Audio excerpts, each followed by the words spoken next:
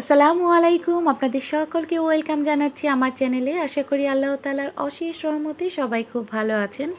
আলহামদুলিল্লাহ আমরাও খুব ভালো আছি। যদিও অনেক গরম পড়েছে কিছুদিন ধরে, তারপরেও আল্লাহর কাছে আমরা সবসময় শুকরিয়া আদায় করব। তো বিকালবেলা আমি ছাদে উঠেছিলাম, অনেকগুলো কাপড় ধুয়ে দিয়েছিলাম বাড়ি থেকে আসার পরে। তো সেই কাপড় চোপড়গুলো শুকিয়ে গেছে, তুলে নেওয়ার জন্য ছাদে উঠেছিলাম।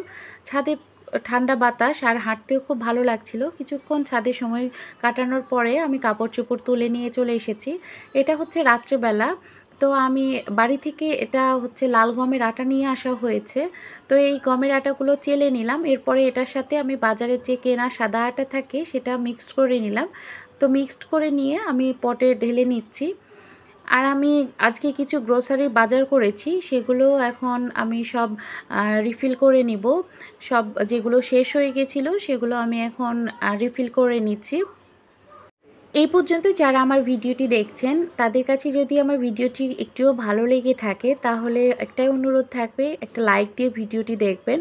আর যদি মনে হয় আপনাদের আমার ভিডিওগুলো ভালো লাগছে তাহলে আমার চ্যানেলটির পাশেই থাকবেন। আর যারা অলরেডি আমার চ্যানেলটিকে সাবস্ক্রাইব করে রেখেছেন তাদের অসংখ্য অসংখ্য ধন্যবাদ। তো আমার সবগুলো পট রিফিল করা হয়ে গেছে। এবার আমি জায়গায় রেখে দিলাম। আর বিকালবেলা যে কাপড় চোপড়গুলো উঠিয়ে নিয়ে এসেছিলাম সেগুলো আমি ভাঁজ করে নিয়ে জায়গায় রেখে দিচ্ছি। আর এটা ছিল পরের দিন। এটা পরের দিন আমি একটুখানি নবাবী সেমাই রান্না করব, সেজন্য আমি এখানে প্যানে অল্প একটু ঘি দিয়েছি, খুবই সামান্য পরিমাণের। কারণ আমার লাচ্চা সেমাইটা যেটা নিয়েছি সেটা অলরেডি ঘিয়ে ভাজা ছিল, এই জন্য আমি অল্প করেই ঘিটা দিয়েছি। তো ঘি দিয়ে এর মধ্যে আমি চিনি দিয়ে দিয়েছি। চিনি দিয়ে কিছুক্ষণ নাড়াচাড়া করে নিচ্ছি যতক্ষণ পর্যন্ত না চিনিটা গলে যাবে। তো চিনিটা গলে গেছে, এখন আমি কিছুটা পরিমাণের গুঁড়া দুধ দিয়ে দিচ্ছি, এতে করে টেস্টটা ভালো আসে। তো আমি গুঁড়া দুধ দিয়ে খুব ভালোভাবে সেমাইয়ের সাথে মিক্সড করে নিলাম। তো এখানে আমার সেমাইয়ের সাথে গুঁড়া দুধ ভালোভাবে মিক্সড করা হয়ে গেছে। এখন আমি যে বাটিটাতে সেমাই সেট করব এখানে আমি একটুখানি ঢেলে দিচ্ছি আর কিছুটা পরিমাণে রেখে দিচ্ছি। এখন মাঝের লেয়ারটা তৈরি করে নিব। এজন্য চুলায় আমি হাফ লিটার দুধ বসিয়ে দিয়েছি, লিকুইড দুধ। এর ভিতরে হাফ কাপ আমি দিয়ে দিয়েছি গুঁড়া দুধ। আর এখানে আমি চিনি দিয়ে দিচ্ছি। আমার কনডেন্স মিল্ক ছিল না, সেজন্য আমি চিনিটা দিয়েছি, না হলে কনডেন্স মিল্কই দিতাম। তো দুধটা ফুটে উঠেছে। এই পর্যায়ে আমি এখানে 1.5 টেবিল চামচ কর্নফ্লাওয়ার আর 1.5 টেবিল চামচ দিয়েছি কাস্টার্ড পাউডার। মিক্সড করে আমি পানিতে গুলিয়ে নিয়েছি। এরপরে আমি দুধের ভিতরে দিয়ে দিলাম। তো এবার আমি এটাকে নেড়ে চেড়ে দিব। আর এটা অনবরত নাড়তে হবে, তা না হলে কিন্তু নিচ থেকে ধরে যাবে। তো আমার ভিতরে লেয়ারটা তৈরি হয়ে গেছে, মাঝের যে লেয়ার, এটা এখন আমি সেমাইয়ের মধ্যে দিয়ে দিলাম। তো দিয়ে দেওয়ার পরে এখন আমি বাকি যে ভেজে রাখা সেমাইগুলো ছিল সেই সেমাইগুলো আমি এর মধ্যে দিয়ে দিচ্ছি।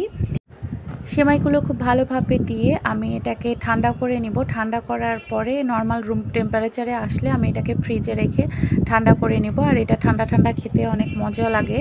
তো এরপরে আমি রান্নাবান্নায় চলে এসেছি। এখানে আমি কিছু মাছ ভেজে নিচ্ছি। আজকে সজনে ডাঁটা দিয়ে, আম দিয়ে, আলু দিয়ে মাছের ঝোল রান্না করব। তো এখানে আমি পেঁয়াজ বাটা, আদা বাটা, রসুন বাটা দিয়ে দিয়েছি তেলের মধ্যে। এরপরে দিয়েছি মরিচ গুঁড়া, জিরা গুঁড়া, ধনিয়া গুঁড়া, হলুদ গুঁড়া আর স্বাদমতো লবণ।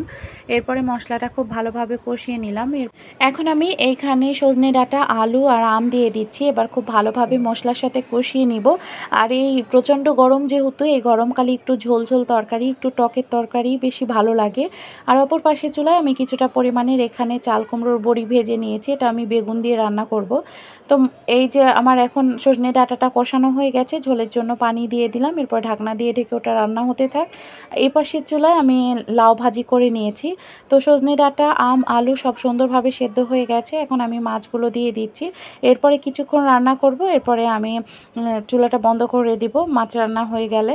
তো মাছ রান্না হয়ে গেছে। এখন আমি এখানে আলু বেগুন দিয়ে চাল কুমড়োর বড়ি রান্না করছি। সব মশলার সাথে আমি আলু, বেগুন আর চাল কুমড়োর বড়িটা কষিয়ে নিলাম। এরপরে আমি পানি দিয়ে দিচ্ছি ঝোলের জন্য। এটা হতে থাক। এটা আমাদের চাঁপাইনবাবগঞ্জের খুব জনপ্রিয় একটা খাবার, এটা খেতেও অনেক মজা লাগে। তো আমার সব রান্নাবান্না কমপ্লিট হয়ে গেছে।